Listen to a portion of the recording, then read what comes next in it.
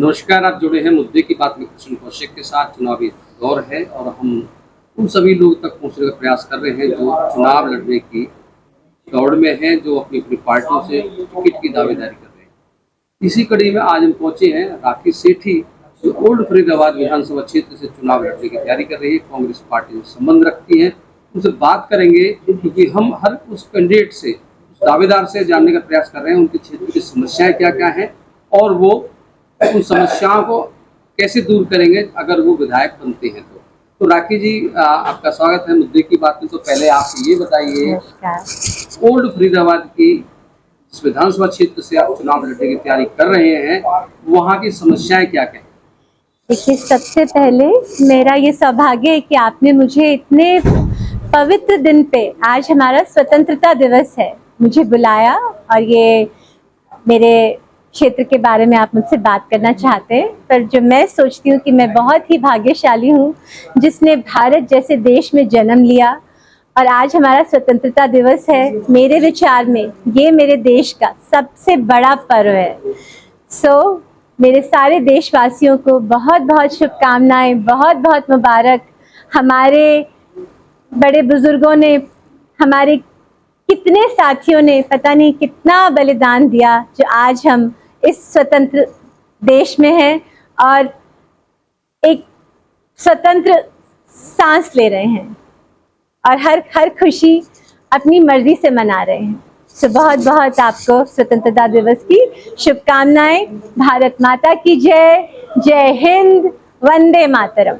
जी, अब आप मुझे बताइए, आप मेरे से क्या जानना चाहते हैं? समस्याओं के बारे में अगर आप पूछेंगे तो मैं बोलूँगी पाँच बहुत कम समस्याएं हैं। हमारे फरीदाबाद में शायद 50 समस्याएं हैं, पर जो बहुत ही ज़्यादा प्रमुख समस्याएं हैं, आप देखिए, एक आम इंसान, एक कोई भी इंसान, उसका जीवन क्या है? जीवन हमें चाहिए एक सुखद नॉर्मल लाइफ जीने के लिए चाहिए हमें शिक्षा, स्वास्थ्य, रोजगार।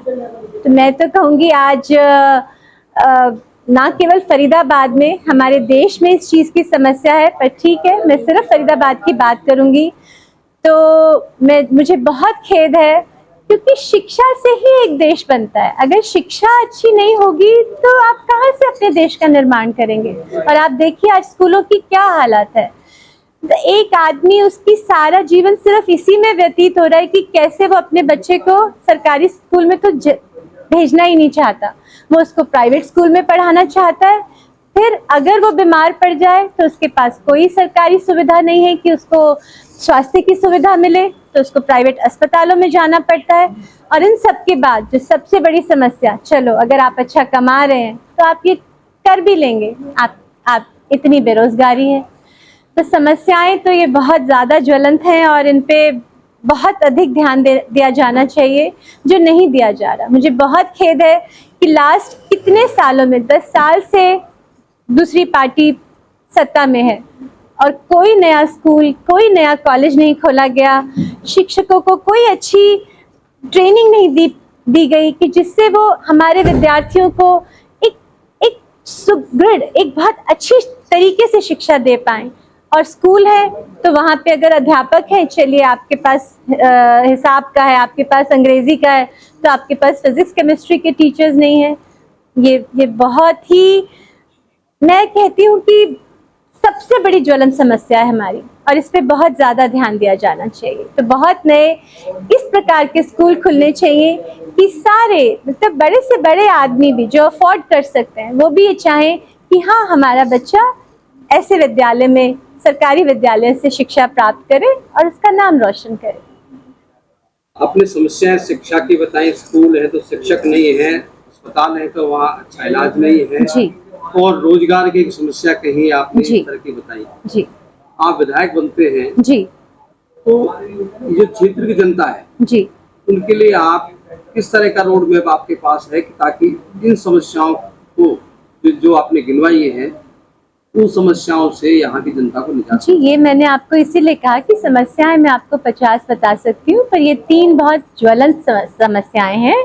और बाकी आप अगर देखिए तो हमारे फरीदाबाद में, हम इसको स्मार्ट सिटी कहा जाता है। आपको कहीं से लगता है कि ये स्मार्ट सिटी है? मतलब कितनी गंदगी, गड्ढों में सड़कें हैं, सड़कों में गड्ढे आप पहचान नहीं सकते, ट्रैफिक की इतनी समस्या। ये तो मैं धन्यवाद करूंगी कुछ लोगों का जो यहाँ आके बस गए, उन्होंने अच्छे अपने सुंदर घर बना लिए, जिससे फरीदाबाद एक अच्छा शहर लगता है। लेकिन जो अंदर की सच्चाई है, जो यहाँ पे झुग्गी झोपड़ियाँ हैं, जो यहाँ की छोटी कॉलोनीज हैं, वहाँ पे किसी भी तरीके की बेसिक अमेनिटीज कुछ भी सरकार की तरफ से मुहैया नहीं करवाई गई हैं। और मैं ये कहना चाहूँगी कि जो हमारी कांग्रेस पार्टी की सरकार पहले रही थी, आप देखिए मेट्रो लाए यहाँ तक। आप मुझे पिछले 10 साल का बता दीजिए कि तरक्की के नाम पे, जिसको बोलते हैं कि इंफ्रास्ट्रक्चर इम्प्रूव हुआ, यातायात इम्प्रूव हुआ, बहुत सारे रोजगार पैदा हुए, नहीं, कुछ भी नहीं किया गया। मुझे बहुत इस चीज़ का खेद है, क्योंकि सबसे पहले मैं एक भारतीय हूँ, उसके बाद मैं एक पार्टी से बिलोंग करती हूँ। लेकिन मुझे बहुत खेद है, इसीलिए हमारे आदरणीय दीपेंद्र जी निकले हैं यात्रा पे कि हिसाब दीजिए आपने 10 साल में क्या किया है आपने हमारे हरियाणा के लिए, और मैं कहूँगी मेरे फरीदाबाद के लिए। क्यों मेरा फरीदाबाद गुड़गांव से लोग पीछे मानते हैं? क्यों मानते हैं? बिल्कुल नहीं। वहां से पास पड़ता है दिल्ली से, सब कुछ कनेक्टिविटी कोई दे ही नहीं रखी है।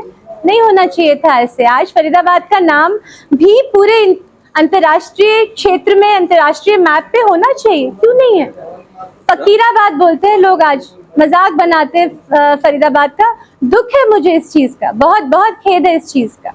राखी जी, आपने बात की झुग्गी झोपड़ी जी, झुग्गी झोपड़ी एक तरह से, चाहे अतीत की सरकार आपकी कांग्रेस की सरकारें रही हो, चाहे मौजूदा सरकार है, कि झुग्गी झोपड़ी एक तरह से किसी भी शहर पे कलंक जैसी स्थिति होती है, क्योंकि वहाँ सबसे ज्यादा स्लम बस्तियों में गंदगी होती है। जी।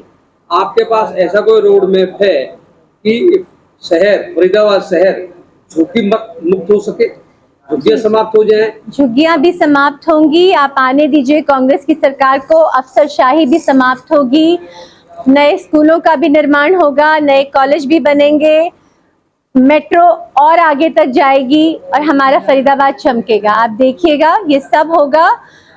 पहले भी बहुत अच्छे काम हुए हैं हमारी सरकार में फरीदाबाद के लिए, आने वाले समय में भी बहुत ही अच्छे काम होंगे, जिससे जन जन को सुविधा मिलेगी और लोग मेरे फरीदाबाद के फक्र से कहेंगे, कहाँ रहते हैं? हम फरीदाबाद में रहते हैं। तो स्लम बस्ती मुक्त होगा आपका विधानसभा क्षेत्र? जी बिल्कुल, स्लम बस्ती भी हटेगी। मेन होता है, आप ऐसे मत बोलिए कि वो स्लम में रहते, वो उनकी मजबूरी है, उनके लिए मकान बनाए जाएंगे। कोई नहीं रहना चाहता। आप अगर याद करें तो हुडा जी देना चाहते थे, उन्होंने बिल्कुल 100 गज के प्लॉट करे थे, बहुत बहुत हमारी प्लानिंग थी, लेकिन नहीं, कुछ भी काम नहीं किया। एक आम इंसान के लिए कोई कार्य नहीं हुआ पिछले 10 सालों में। सिर्फ बहुत ही ज्यादा मैं बोलती हूँ क्षति पहुंची है मेरे फरीदाबाद को, कोई तरक्की नहीं हुई। मोदी जी हमारे प्रधानमंत्री जी का नारा है तो हर गरीब को घर दे रहे बना के, और इतने करोड़ घर उन्होंने बना के दे दिए, तो ऐसा तो नहीं है कि आप ठीक है, वो हमारे प्रधानमंत्री हैं, किया है उन्होंने काम, जो भी किया होगा, लेकिन मेरे हरियाणा के लिए कोई काम नहीं किया। अगर काम हुआ होता तो आज हमारे मुख्यमंत्री इस तरीके से नहीं वापस बुला लिए गए होते और एक नए मुख्यमंत्री ला दिए गए होते, जो सिर्फ पिछले 1 महीने से घोषणाओं पे घोषणा। ऐसे थोड़ी होता है, घोषणाएं क्या इलेक्शन के पास की जाती हैं? ऐसे नहीं होता। आपको घोषणाएं नहीं करनी होती, काम करना होता है जब आपको 10 साल मिले होते हैं। और मुझे बहुत खेद है, हमारे महिला आरक्षण बिल पे भी मैं बोलना चाहूंगी कि ये हमारे साथ एक छलावा किया गया है। आपने महिला आरक्षण बिल बना दिया, दोनों सदनों में पास करा दिया, और आप कहते हैं कि हम उसको लागू करेंगे कितने सालों बाद। आप देखिए, अगर आज महिला आरक्षण बिल लागू होता तो मुझे क्या भटकना पड़ता? हम महिलाओं को घर बैठ के हमें बहुत सम्मान से टिकट दिया जाता, हमें सदन में आने का मौका दिया जाता, हमें दोनों सदनों में। तो जो काम किया ये दिल से किया, इसको नियत बोलते हैं। वो किसने किया? वो हमारे राजीव गांधी ने किया। उन्होंने पहले कानून लाए कि हाँ जी 33% देंगे, और उसके बाद आप देखिए धीरे धीरे 50% बढ़ा। आज कितनी, अगर आप देखेंगे, लाखों की संख्याओं में पंच हैं। कैसे हैं? किसने दिलाया? क्या आपको लगता है कि ये हमारे पति लोग आने देते हैं महिलाओं को आगे? आज भी वो सरपंचों के साथ जाते हैं। तो हमारी बहुत अच्छी कुछ डिप्टी कमिश्नर्स हैं जो बोलती है नहीं पतिदेव आप घर बैठिए और खाली महिला आप आइए और आप ये ले सकती है निर्णय। तो उनको कितना सशक्तिकरण किया, इसको बोलते हैं ट्रू एम्पावरमेंट ऑफ वुमेन। आपने महिला की बात की जी। कि एक पार्लियामेंट में राज्यसभा में एक वाकया हुआ, जी जया अमिताभ बच्चन कहने पे विवाद खड़ा हुआ, जी तो क्या उसको लेके क्या राय है आपकी? क्या पति का नाम लगाने से क्या जी। इतनी आपत्ति नहीं, जया बच्चन को देखिए होती? आप फिर उसको मिसकोट कर रहे हैं। उनको सिर्फ पति का नाम लगाने से आपत्ति नहीं थी, उनको उनके टोन से आपत्ति थी। तो आप उस चीज को मिसकोट मत कीजिए। बहुत ही प्रोमिनेंट, और सिर्फ उनको सेलिब्रिटी नहीं कहिए, वो भी बहुत सोशल वर्क करती हैं। और अमिताभ बच्चन जी पूरे हमारे देश के नायक हैं, महानायक हैं, और उन्होंने बहुत अच्छे अच्छे कार्य किए हैं। सो आप इसको गलत दिशा में लेके जा रहे हैं। उपराष्ट्रपति उनके कलीग तो नहीं हो सकते क्योंकि वो सांसद नहीं होते। नहीं, उन्होंने कहा कि वो उस पद की गरिमा को समझती हैं, वो चेयर को भी सल्यूट करती हैं, लेकिन अगर उनको कोई चीज एज वुमन हर्ट कर गई है और वो अपना पक्ष रख रही हैं, तो उसमें उनकी स्वतंत्रता है। ये एक औरत का अपना स्वाभिमान और अपना एक सोचने का नजरिया है। अब मैं किसी से बात कर रही हूँ, मुझे उसका टोन एक अच्छा भी लग सकता है कि वो मेरे से बिल्कुल बहन की तरह बात कर रहा है, और मुझे वो खराब भी लग सकता है। ये मेरा सोचने का ये अपना एक नजरिया है। बहुत बहुत धन्यवाद आपका। मैं आपसे एक और बात बहुत कहना चाहूंगी कि आप देखिए, अभी जो ये सबसे महत्वपूर्ण विषय है, आप हमारा ओलंपिक हुआ, सबसे ज्यादा पदक कहाँ आए? हमारे हरियाणा ने नाम रोशन कर दिया, हरियाणा का पूरे विश्व के मानचित्र पे। और आप देखिए हमारा बजट क्या है, हमारे को खेलों के लिए क्या बजट दिया जाता है, क्या सुविधा दी जाती है? क्या मेरे फरीदाबाद में खुद कोई नए खेल परिसर बनाए जाते हैं? क्या लोगों को, क्या आने वाले खिलाड़ियों को कोई प्रोत्साहन मिलता है? क्या उनको कोई इस तरीके से राशि प्रदान की जाती है कि वो अपने टैलेंट को निखार सके? क्या उनको विश्व में हर जगह जा सके, वो अपना पूरी तरह से उसमें परिपक्व हो सके? नहीं, ऐसा कुछ नहीं किया जा रहा केंद्र सरकार की तरफ से। पूरे हमारे बजट में हरियाणा का नाम तक नहीं लिया गया। मुझे बहुत बहुत खेद है हमारी फाइनेंस मिनिस्टर से।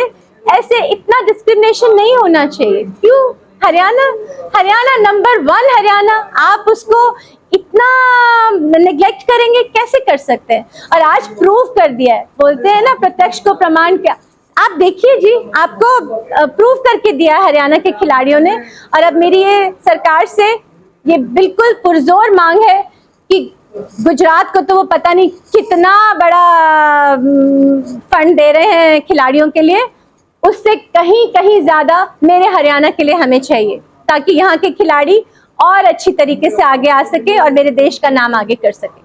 धन्यवाद राखी जी। जी, जुड़े हुए थे मुद्दे की बात प्रश्न कौशिक के साथ। राखी जी से बहुत बात की विस्तार से और उन्होंने जवाब दिया, बड़ी बेबाकी से जवाब दिया और अपनी बात रखी।